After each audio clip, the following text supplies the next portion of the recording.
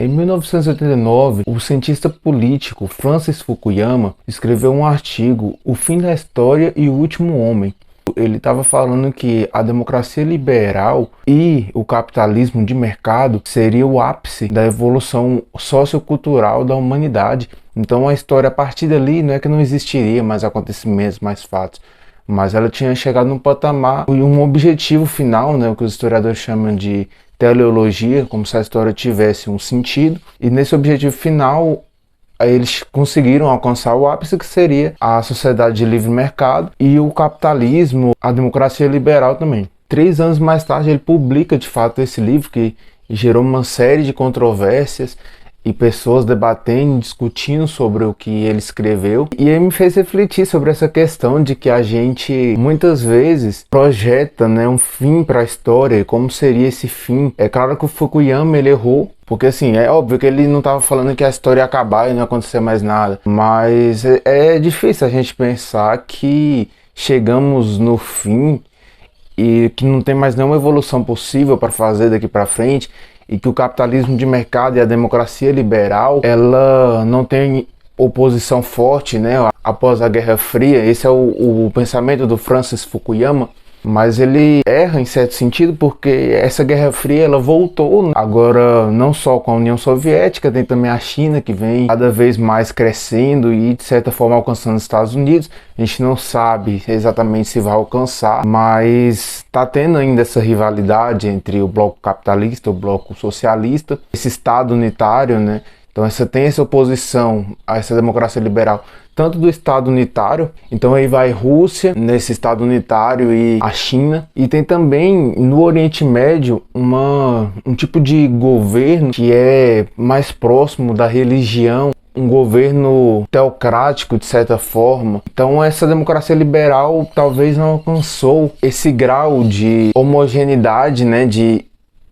estar em todo lugar, praticamente todo o planeta Terra, como o Francis Fukuyama pensou. E aí na história humana a gente vê uma série de coisas. Então esse vídeo é mais pensar a história, né, é filosofia da história, do que exatamente um vídeo sobre história.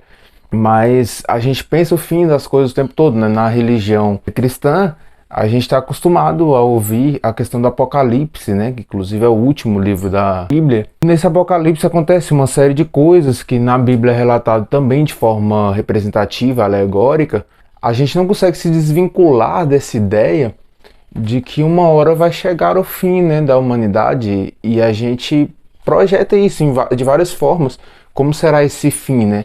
Além do Apocalipse bíblico, tem outras religiões, uma série de religiões, quase todas, imaginam o fim do mundo, né? Nas religiões nórdicas tem o Ragnarok, que seria basicamente a guerra dos deuses ali, uma pancada de deuses morre, só que depois do fim, entre aspas, né, teria um humano, e aí a humanidade poderia se ressurgir, né?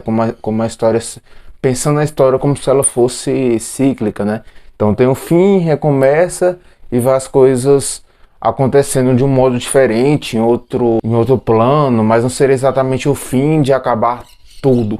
Seria o fim de algo e o início de outra coisa. Se a gente pensar a história, os períodos são assim, né? Termina um período, inicia o outro, e elementos do passado permanecem nesse período que vem depois, mas não exatamente acaba a história humana, acaba um período que tinha suas características próprias, seus costumes próprios, e aí vai, a decorrer das épocas, isso vai modificando.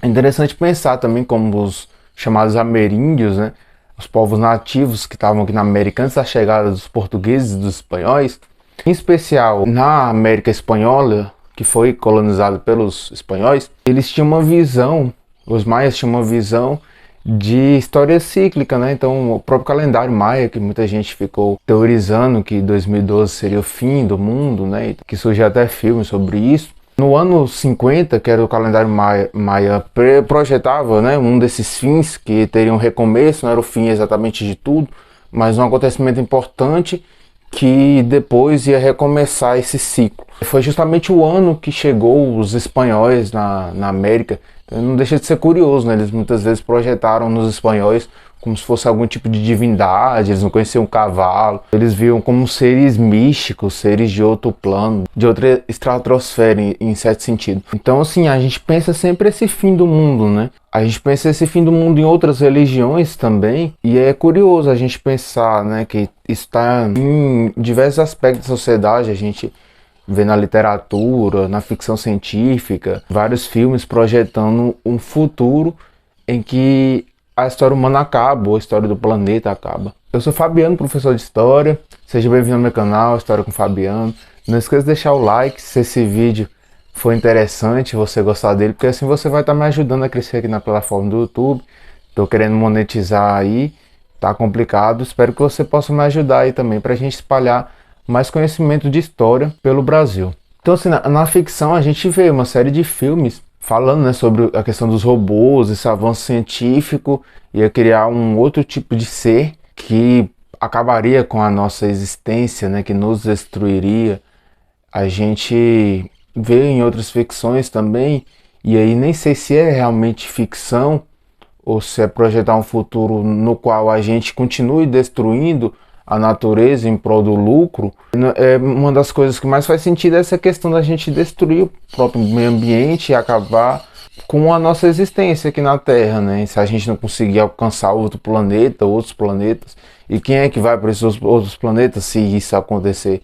Normalmente as pessoas que têm um poder aquisitivo maior, as pessoas mais ricas. Então não deixa de ser curioso a gente pensar que a nossa destruição em relação ao meio ambiente, a gente separar nós da natureza, também pode fazer com que o nosso futuro acabe. E essas religiões, de várias formas, né, inclusive as religiões indígenas falam sobre essa questão ambiental, e vários fins dessa existência nossa é projetado também pelos indígenas, no sentido de que a gente destrua a natureza, né, de várias catástrofes ocorrer por conta desse nosso descuido, desse nosso desrespeito com a natureza. A gente vê já uma série de consequências ocorrendo por conta do aquecimento global, dos desastres naturais que a gente vem degradando o meio ambiente, né? Tem um vídeo meu que eu faço com o Cacique Júnior, inclusive recomendo você assistir depois desse, que ele fala, né, a gente sendo o ser mais racional,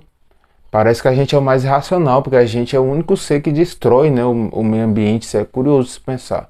Então, para além desse desastre natural também, outras linhas de pensamento pensaram, né, a história, esse sentido da existência humana e esse fim da nossa história. Um deles são os marxistas, e aí eles projetam, né, que depois do fim do capitalismo viria um sistema de política, economia melhor, que seria o comunismo, né, passando ali depois, né, antes tem o socialismo e vem o comunismo depois, e aí nesse mundo a gente viveria de uma forma ideal, todo mundo plenamente igual, não necessitaria exatamente de um governo, porque o governo já está em prol da população e já está tirando essas diferenças entre classes, né? E todo mundo seria dono de tudo, mais ou menos assim, da propriedade, né? Não existiria propriedade privada.